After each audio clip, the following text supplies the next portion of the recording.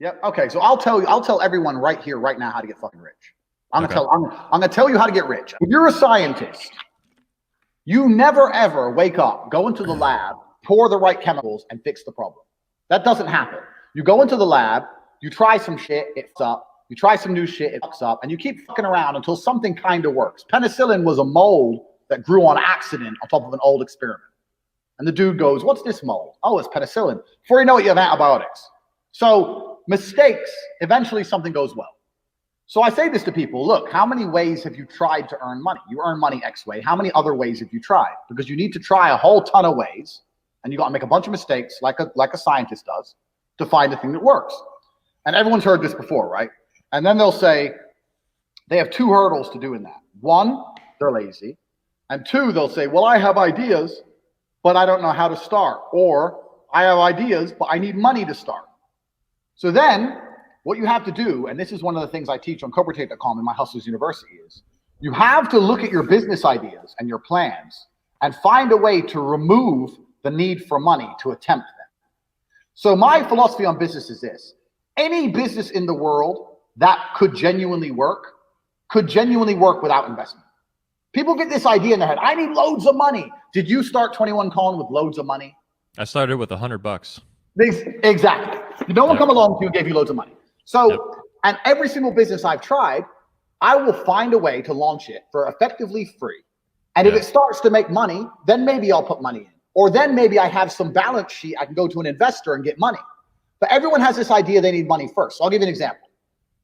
So like I said, you want to try lots of different things. So let's say off the top of my head, you want to try a makeup brand. You're a woman, you want to try a makeup brand. So a woman will sit there. I've had people come to me and go, Andrew, I want to start a makeup brand. Okay. I need 200 grand. Why? I need to get makeup and I need to get labels. I need to get packaging and I'm going to get it all shipped in and then I'm going to sell some blah, blah. That is the wrong way to look at a business. Here's how you start a makeup brand. I say, make a fucking website, get some images of makeup, do your advertising or your marketing or whatever you were going to do, put it on the internet without any makeup in stock and see if you can sell. Because if you start to sell, now you have money. Now you can email each customer and say, sorry for the delay. There's a shipping delay. We're going to give you a free lip gloss. And now you got money coming in. You can start to source some makeup. If you don't sell anything, then the idea would have never worked in the first place. And you haven't wasted 200 grand on boxes of makeup.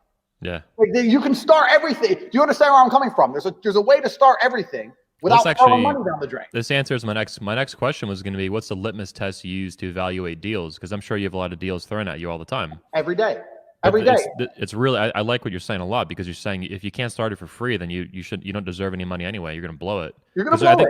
They're trying to offload responsibility on you or an investor is what they're doing, I think. That's exactly what they want to do. And they want a nice office and they want to pay their personal bills and they want to go to the office and feel like the big man with their investment. See, everyone has this idea now because tech companies raise billions and have no profit forever and then turn into like a super billion trillion like TikTok and all this shit. That's not real world. You're not going to invent some TikTok app, okay? That's you have a better chance of winning the lottery. And in reality, if you have a good idea and it will make money, you can find a way to do it for effectively free, especially with an online business. I said this before. If you want to sell something online, do all the marketing you were going to do, get the website up and see how many you sell. Worst case, you send the money back. But then you can come to me and say, look, I sold 400 of these. I didn't have the money to get them made, but I sold 400. If I had them made, I could have made this much profit. You can come at me with something instead of saying, I need $1 million and I want to get this shit made and then I'm going to try and sell it. It's the wrong way around. So once you understand that no matter any business you can attempt with hard work and no money, then you get to do what a scientist did. Well, now I can try everything. And before you know it, something's going to stick and you're going to start making some money. It's really that simple. And I say this to people all the time and they go, yeah. And then they go back to bed. Yeah. But that's the reality of it. And on Tate.com, I sell Hustlers University, which has 100 lessons. And what I've just told you is one of the lessons. But it's very, very simple. If you can approach entrepreneurship from that perspective, then you get to try a whole bunch of shit and you don't lose. I say this to people all the time. If you don't blow money, it's very hard to fuck up. Like you start a company and you don't blow your money. What's the worst that can happen? You close? They don't want to face the risk of the failure and rejection, the emotional. That's what it is. Yeah, exactly.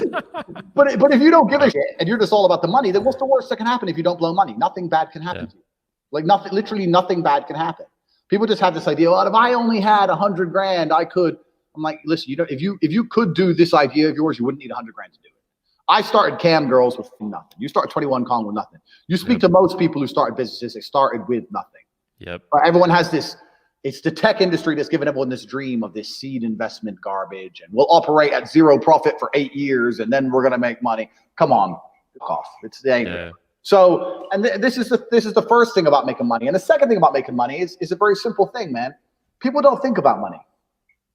Like when I was broke, all I thought about was money. If I was in a coffee shop, I was sitting in the coffee shop with my coffee, and I was looking around at all the other people in the coffee shop. How many people are in here? Who bought cake? What's the average spend? How much is the rent here? How much is that member of staff? Do they sell sandwiches? No, they don't sell sandwiches. Why not? Oh, most of the people in here are men, businessmen. Why is the waitress not attractive? The waitress is a fat bitch. Why is that? If I was next door, would I make more money if I did this, this, and this? How much would it cost to do that? That was how my brain was. All I talked and thought about was money. The only people I hung around with talked about money. When I sit down with my friends, they'd be like, how are you making money today?